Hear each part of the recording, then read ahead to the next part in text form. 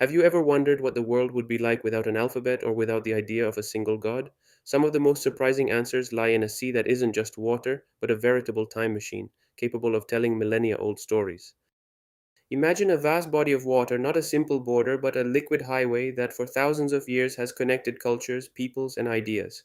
We are talking about the ancient Mediterranean, a place where civilizations didn't simply arise, but flourished, clashed, innovated, and left a legacy that still shapes our world today. This is not just a journey through dusty ruins, but an immersion into the very roots of our civilization, where the seeds of trade, faith, and knowledge were planted by peoples whose history is incredibly relevant today. From skilled navigators who forever changed the way we communicate, to a people whose idea of divinity rewrote the history of faith, to brilliant civilizations that anticipated the greatness of Greece, prepare to discover how a handful of peoples overlooking this sea shaped who we are. Once upon a time, on the coast of what we now call Lebanon, there were men whose lives were inextricably linked to the sea. They were not warrior kings or builders of gigantic pyramids, yet their impact on the world was so profound that it changed the course of human history. We are talking about the Phoenicians, and their history is that of a small but tenacious civilization that dominated the Mediterranean not with the sword, but with intellect, courage, and above all, trade. Think of them as the masters of the sea or the Chinque of their time. From 1200 BC onward, their sturdy, fast merchant ships plied the waves from the Far East to the Pillars of Hercules, today's Strait of Gibraltar, and even further into the Atlantic. There was no port, no coast that the Phoenicians did not know or had not visited. They were true explorers, but their exploration was not for conquest but for trade. They traded cedar wood, colored glass, fabrics dyed purple, a very precious pigment that they extracted from a type of seashell and which was worth a fortune, and luxury goods of all kinds. They did not limit themselves to trading. They founded real outposts, emporium cities that later became powerful colonies, such as the illustrious Carthage in North Africa, which even challenged Rome for control of the Mediterranean. These colonies were real nodes of a dense commercial network that connected Egypt, Greece, Sardinia, Spain, and many other lands. But the real product the Phoenicians exported, the one that truly changed the world, wasn't made of material goods. It wasn't something you could touch or sell in a market. It was an idea, or rather a tool for conveying ideas, the phonetic alphabet. Until then, writing had been a complicated affair. Egyptian hieroglyphics or Mesopotamian cuneiform required years of study with hundreds or thousands of symbols to learn, each representing an idea or an entire syllable. It was an elitist system, accessible only to scribes and priests, which made trade and long distance communication incredibly difficult and slow. Imagine having to write an order for goods or a business letter to a distant partner and having to spend months just learning the necessary writing system. It was a huge obstacle for a civilization whose survival depended on the speed and efficiency of communication. The Phoenicians, with their pragmatic mercantile mentality, must have thought there must be an easier way, and they found it. They invented a system with about 22 signs, each of which represented not an idea or a syllable, but a single sound, just one sound. By putting these few sounds together, all possible words could be formed. It was ingenious, revolutionary, and incredibly democratic. This alphabet meant that you no longer needed to be a scribe to read and write. All it took was learning those 22 signs. Knowledge, previously jealously guarded by a few, suddenly became accessible to many. Business transactions could be recorded quickly and clearly, contracts signed, stories told. The Greeks, who traded closely with the Phoenicians, saw the enormous potential of this system. They adopted it, added vowels, which the Phoenicians, being skilled navigators, had omitted to make writing more compact and quick, and modified it to suit their language. From that Greek adaptation, the Latin alphabet was born, which is the basis of most modern Western alphabets, including the Italian we are using right now. Without the Phoenicians, the spread of knowledge and our ability to communicate would have been very different.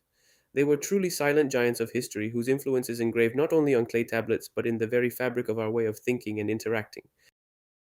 Now let us step away from the sea routes for a moment and delve into another story, perhaps less linked to trade and more to the profound questions of human existence. We are talking about the Jews, a people whose identity was forged not so much by military power or material wealth, but by an unshakable faith and a history of unparalleled resilience. In the vast and complex religious panorama of the ancient Mediterranean, where every city, every village, often every family had its own gods and deities, the Jews brought a radically different idea, the idea of a single God. Imagine a world where Zeus was the thunderer, Ra the sun, and Aphrodite the love goddess. A world where for every force of nature, for every human emotion, there was a capricious or benevolent deity to honor. Then suddenly a people emerges who proclaim, "There is only one God, he has no human name, he has no physical form, he is the creator of all, and he demands from us not only sacrifices but justice and righteousness." This was not a simple religious difference, it was a conceptual revolution that shook the foundations of ancient thought.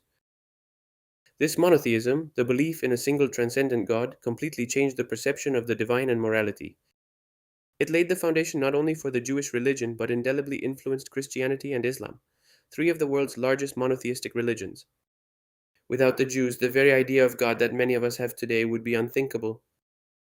But the history of the Jews is not just theology, it is an epic saga of journeys, trials, and survival, narrated in incredible detail in the Bible, a text that is not only sacred but also a rich and complex historical chronicle. Their origins are rooted in Mesopotamia, with Abraham considered the founder who received the divine command to leave for a promised land. From there, events unfolded: the migration to Egypt, where they were transformed from guests into slaves; the Exodus, their dramatic liberation under the leadership of Moses, an event that represents the founding moment of their national and religious identity, marked by the reception of the laws on Mount Sinai.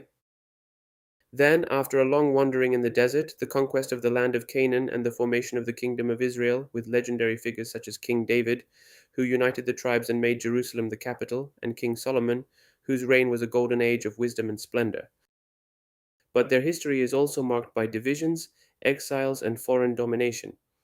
The diaspora, the dispersion of the Jewish people throughout the world, which began with the destruction of the first temple by the Babylonians, and then that of the second temple by the Romans, did not mark the end, but the beginning of an extraordinary resilience. For centuries, even without a homeland, the Jewish people have maintained their cultural and religious identity intact through persecution, migration, and countless challenges, testifying to an indissoluble bond with their traditions and their faith. Their story is a powerful lesson in the strength of the human spirit and the power of an idea. Let us now move to another corner of the Mediterranean, where long before the classical Greeks built their marble temples and wrote their epics, two civilizations flourished and laid the foundations for what was to come. Let's talk about the Aegean civilizations, the Cretans or Minoans and the Mycenaeans. They are the ancestors of the Greek world, the founding mothers of a cultural heritage that still fascinates us today.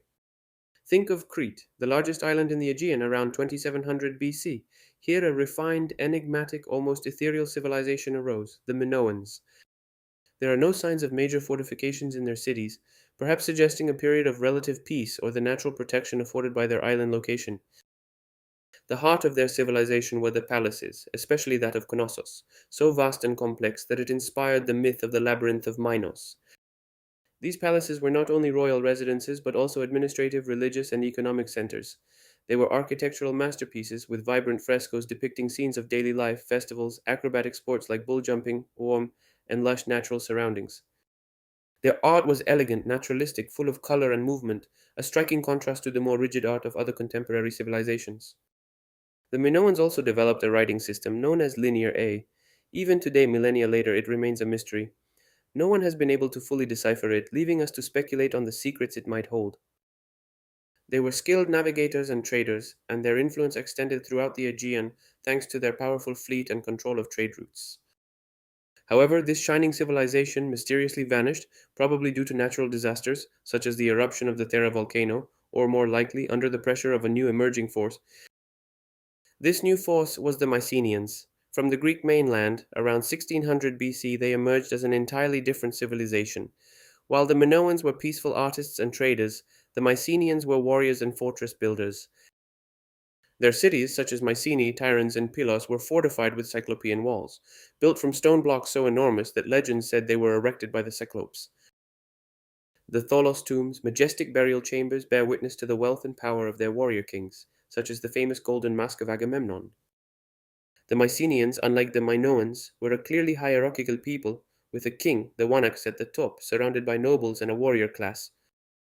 Their culture was steeped in a deep military ethos, and their weapons and armor were cutting edge for their time. Eventually, they conquered Crete, taking control of its trade and sea routes.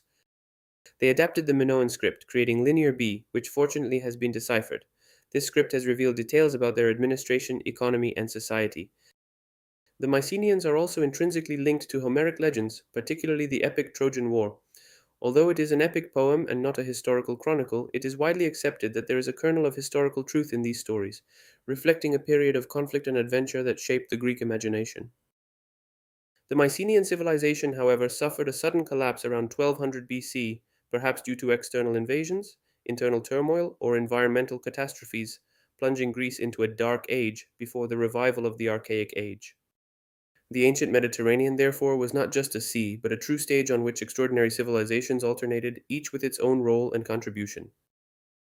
The Phoenicians, with their ships and their alphabet, united the world through communication. The Hebrews, with their faith, offered humanity a new perspective on the divine, and the Cretans and the Mycenaeans, with their art, their fortresses, and their mysteries, lit the first spark of European civilization.